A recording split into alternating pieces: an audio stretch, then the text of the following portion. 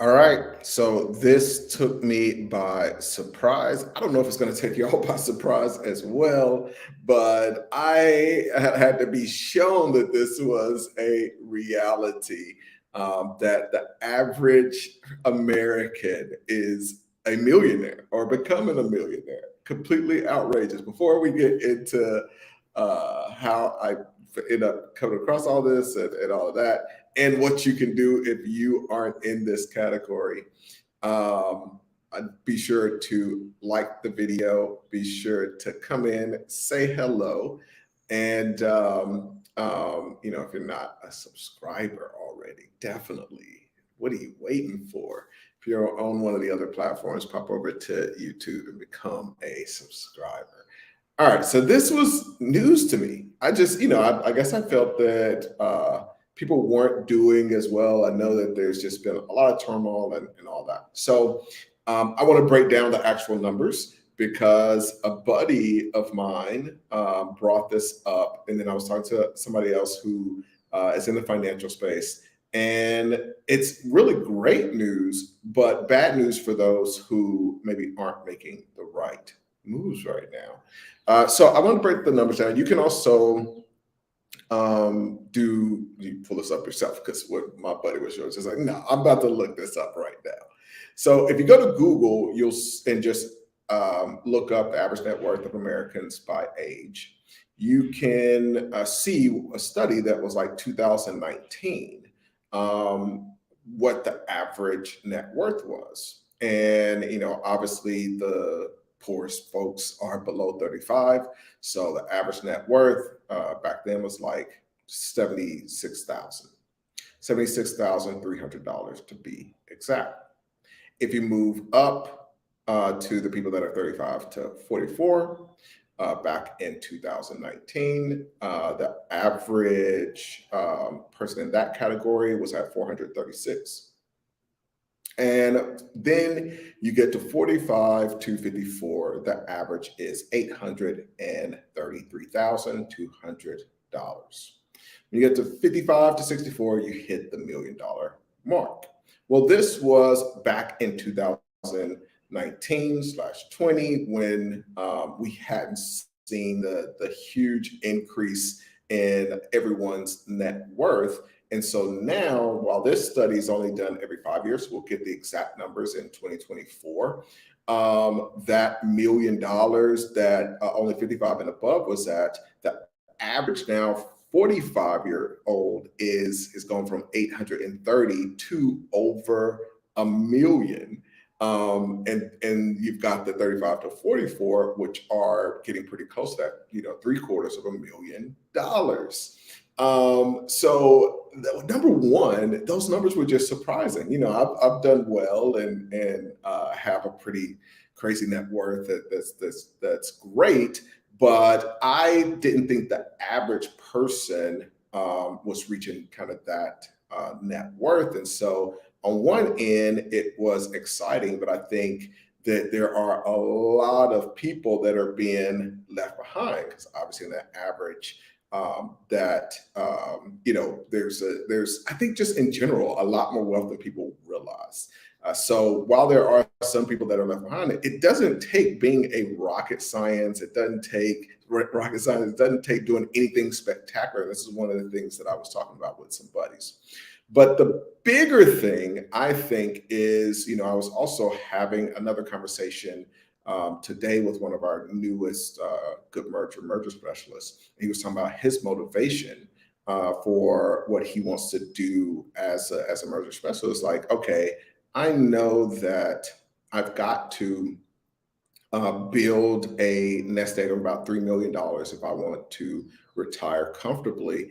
And so, my goal as a merger specialist is being able to take those big chunks. Because if you close, we've got some larger deals like the $8 million deal I mentioned the other day, but which we did get both sides of the LOI signed. But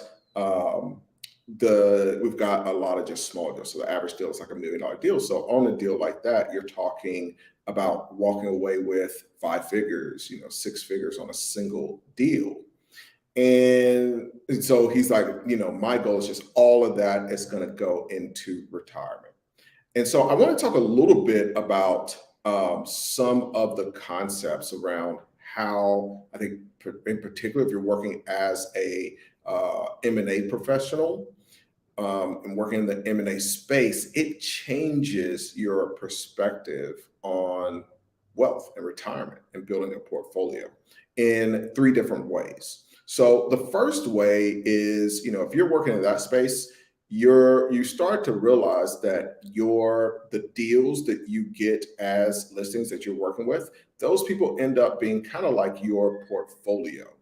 So you get this side portfolio of income and wealth that's outside of the money that you have to work for, put into an investment or 401k or whatever, and then get that money out. So you've got to kind of do that input. And it acts as this portfolio because the companies that we work with at any given time, they're doing some kind of transaction. So it's based on having that relationship. And, sometimes, some points they're selling the business. We've got a deal right now where one person, he's selling the business. He's at the same time buying another business. The person that's buying that business, the first business, is doing some growth through acquisition.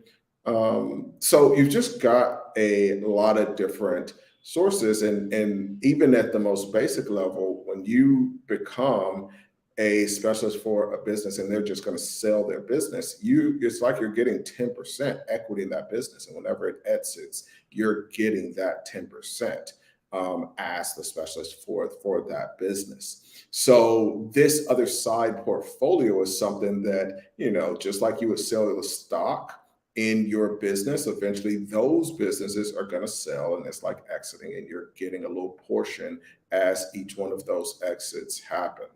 The second way that it shifts kind of how you see your wealth as you're getting older is it's something that you can do when you're older and just do transactions here and there. So I think there are a lot of folks that you get older and, the last thing you want to do is be like a Walmart greeter. That was like a thing for folks, or have to work at Starbucks and be a barista or any of that. But I think when it comes to acting as a merger specialist, you're doing, honestly, a lot of things that you would do in retirement anyway. So, you're building relationships with people that you enjoy. You're going to the golf course. You're spending time going on vacations and building relationships. And so I think it allows you to stay active.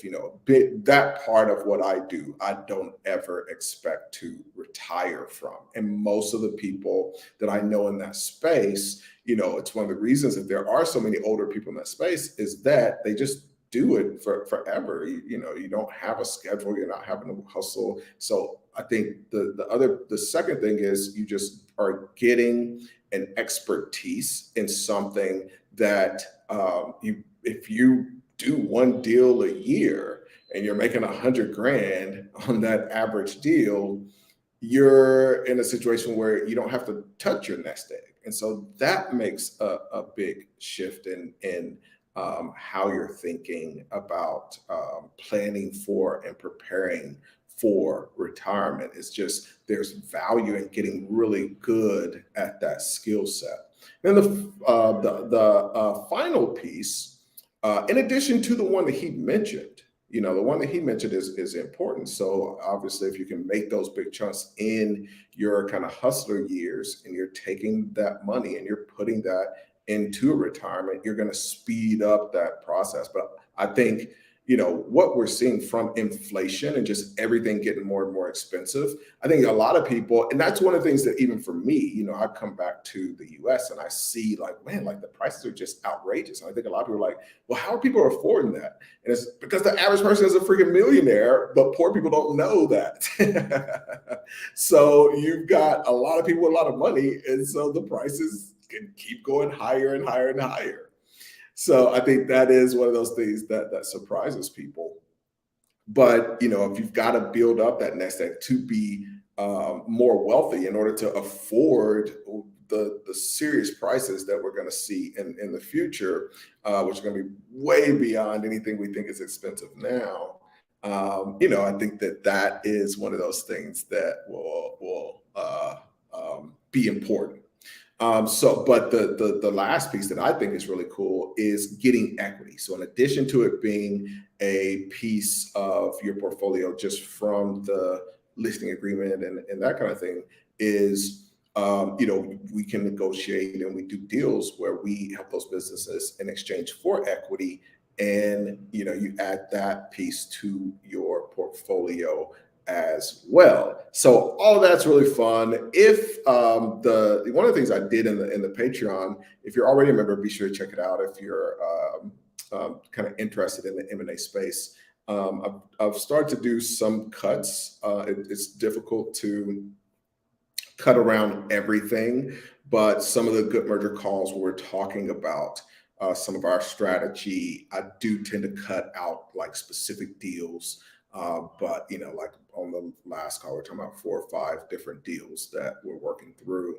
And just that gives you a little bit of insight into how that whole world works.